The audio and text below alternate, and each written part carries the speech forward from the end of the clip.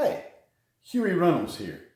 So when Sherry Ferguson asked me to participate in Flourish last fall, I said to her, do you know how old I am? Don't you need somebody younger, someone with more pastoral ministry ahead of them than behind them? Don't you want to invest in a younger clergy person? She said, the leadership team identified you, and we want you to participate. We think you'll contribute to the group, and the group will contribute to you. So I reluctantly agreed. I have found over 46 years of ministry that at those times when I think I need a peer group the least, that's when I need it the most. At times when I think I need to assess myself or my ministry the least, that's when I need it the most. And at times when I think I need Sabbath and a time of study apart the least, that's when I need it the most. Flourish has both provided and encouraged me in all of those areas. One of the first things we did was to take a Tilt 365 assessment. It confirmed some things about me that some things I knew. One, I focus on facts, and productivity and efficiency, getting the job done, doing it well, doing it right. Also, I can be forceful if the occasion calls for it. What I didn't realize, and it came as a revelation to me, is that I don't prioritize connecting with others. So I can face an issue, come up with a solution for a problem and begin to implement that without really connecting with others on it. And I'm surprised that nobody's following. Okay, that can definitely lead to burnout, but also to some bitterness, resentment. And I don't want to be that way in the last years of my ministry or in my retirement.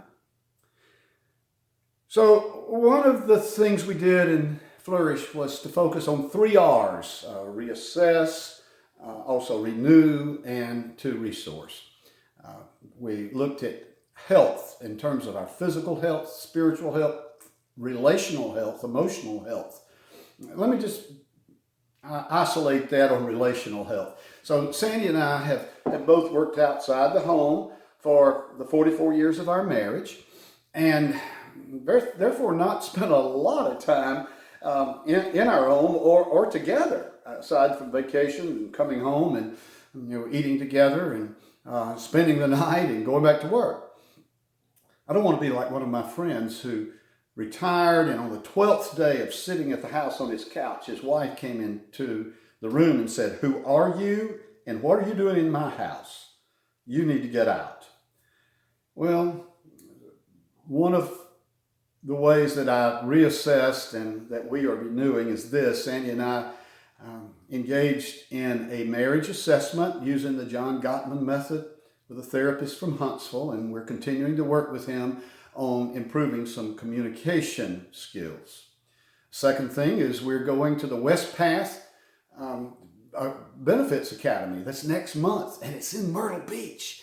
We're going to drive together, have a lot of conversation time together, and we both hope we can use those communication skills, both going and coming in a positive way. The third thing is, when I retire, I'm going to the farm. I've got so many chores to do, it'll keep me occupied for years. But most of that work is work in isolation, and I thrive on that. Well, Sandy thrives on connectivity. And so one of the things we've started doing together is intentionally connecting with other couples. We're teaching a marriage class together at our church right now, and we're connecting with them, making plans to travel together with couples, and also just to hang out, to really work on connectivity.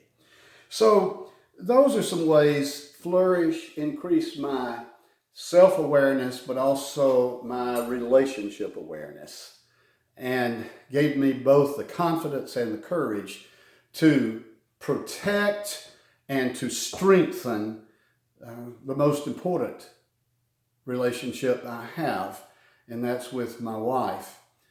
So I encourage you to consider Flourish as a way of strengthening yourself, your ministry, and invigorating your own life, your own marriage for ministry ahead.